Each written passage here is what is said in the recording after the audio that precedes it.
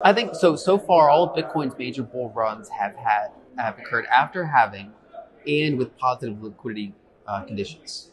We never really had one where just one was present, and that's often because liquidity cycles historically are about 3 years, and the halvings every 4 years, and so generally you get an overlap there, and so that's why the halving doesn't really, Bitcoin's bull run can happen right after halving. It can take a while after halving because historically, when it's been both happen together, is when Bitcoin has its big moment.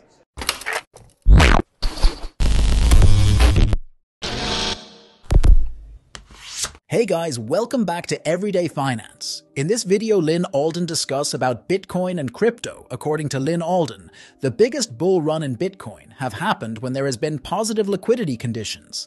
Lyn Alden say, we've never actually seen one where there was just one current, and it's frequently due to the fact that liquidity cycles typically last 3 years, occurring every 4 years, and hence there is typically an overlap there, which is why the possessing Lyn say you're not quite aware of the Bitcoin bull run may occur immediately after purchase, or may take some time because, in the past, both have occurred simultaneously.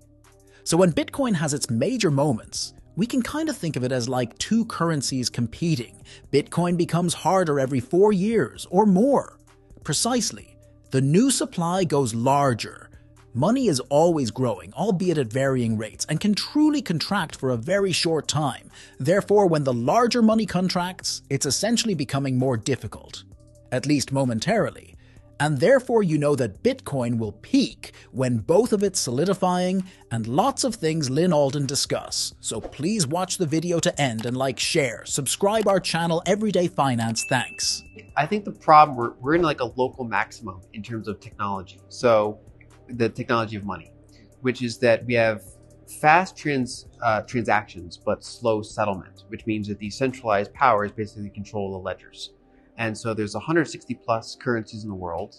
And if you're not in some of the best ones, you're basically in a currency bubble where your currency is likely increasing supply at a very quick rate. And your currency is not accepted almost at all outside of your country. And the only way to bring money in or out of the country is really two primary ways. One is physical ports of entry, cash and gold, but obviously that's very limited by design. And number two would be bank transfers, which are, again, very surveilled, government enforced.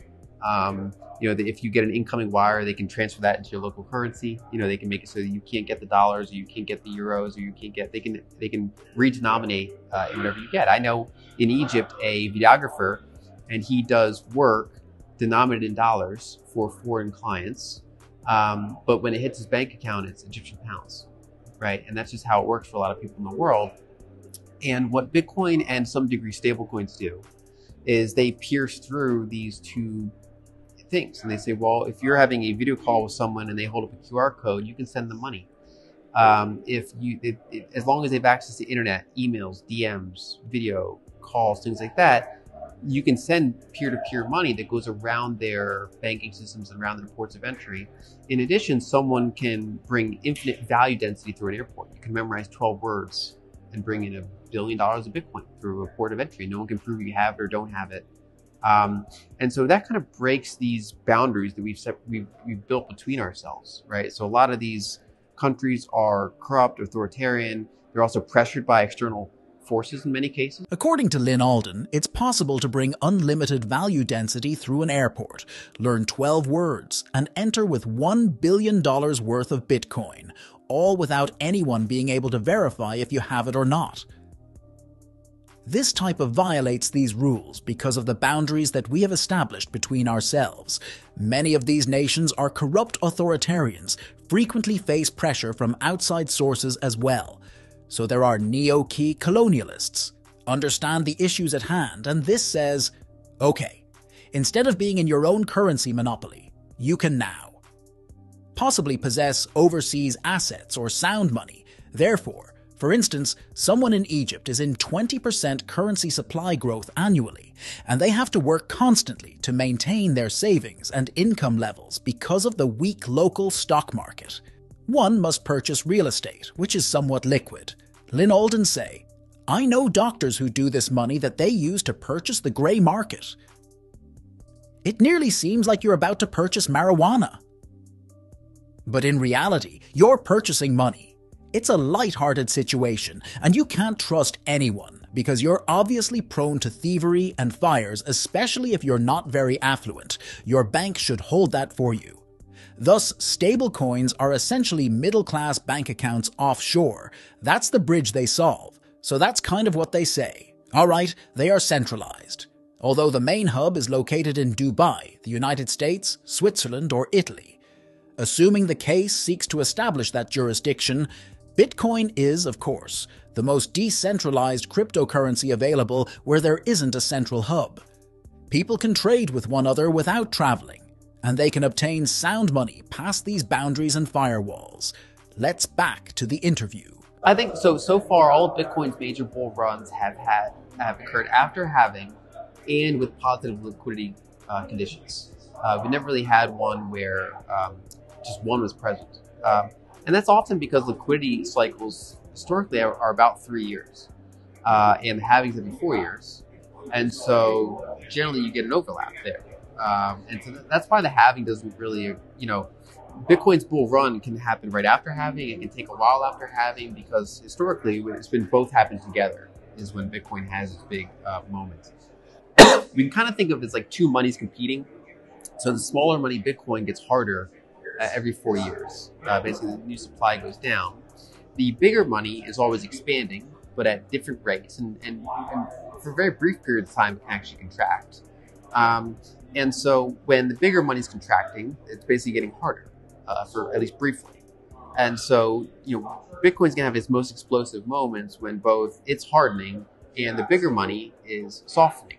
Liquidity is improving. That's going to give you the most Bitcoin price action. If they're opposing each other, which so far has not really happened yet, but if it should happen, you probably would expect a more intermediate outcome, where Bitcoin's, the supply-demand situation's improved, but the liquidity of the other one is still also tight. And of course, the worst scenario is when Bitcoin's, not anywhere near halving and liquidity is worsening from the bigger network. Basically, the more of a mismatch there is, the more demand wants to flow out of the, expanding money into the scarce money. And whenever that takes a step back, demand dries up and there's really no catalyst. So I think that ideally you want to see both occur together. And I think eventually we'll see both occur together. Liquidity could happen right after the halving. It could take another year after the halving. It could take 6 months. I don't have a crystal ball on timing. But I do think that both are very important metrics. I think if someone's too focused on one or the other, they can miss out. If they say, I don't want to buy Bitcoin until liquidity is better, well, you might miss out on some of the cheaper exposures. On the other hand, if you only look at the halving and think you have to have a bull market after the halving, but liquidity from the dollar system is terrible in that time, you might get disappointed that it doesn't work on the time or the magnitude that you expect. So I think that both are helpful, and I don't really recommend trading Bitcoin too much, but I think it's more along the line of risk management, right? So if liquidity is low, if the halving's coming up, that's, and the price is low, that's probably a good time to start accumulating a longer term position. And if euphoria is high, if the price is high, you just had a post-halving bull run, liquidity is like soaring and it's starting to roll over. It's not necessarily saying you might want to time the top, but you might want to just make sure how exposed are you to Bitcoin relative to your net worth. Would you feel comfortable with a 70% drop or more? And if not, maybe rebalance, right? Or maybe hedge, maybe whatever makes sense for your situation. So it's more about risk management and expectation setting than trying to trade it. According to Lyn Alden, what are the big ones doing in relation to one another so that you can look at Ethereum and Bitcoin? You appear steady coins, as you may know. Uprises occasionally try to sort of compete with Ethereum as the platform of choice. These are the ones Lyn Alden believes should be the main focus of Ethereum. And for Lyn's, the most intriguing feature of the market is the stablecoins from Bitcoin. They are genuinely money. One of the key problems that blockchain solves is money, but it still tops to be seeing kind of what other problems can blockchain technology solve. Some of these could make for intriguing side projects in the field of technology. However, what usually happens is that a certain cryptocurrency has a large bubble before it never quite achieves its peaks once more, particularly in Bitcoin. So Lyn Alden say since there have only ever been roughly 3 other cryptocurrencies, toying with 20,000 other ones is essentially playing with fire of them that have ever reached what would be considered a higher peak in terms of Bitcoin in the next cycle, correct? If you learned something from this video, then please like this video and subscribe our channel Everyday Finance, and we will meet in next video. Thanks.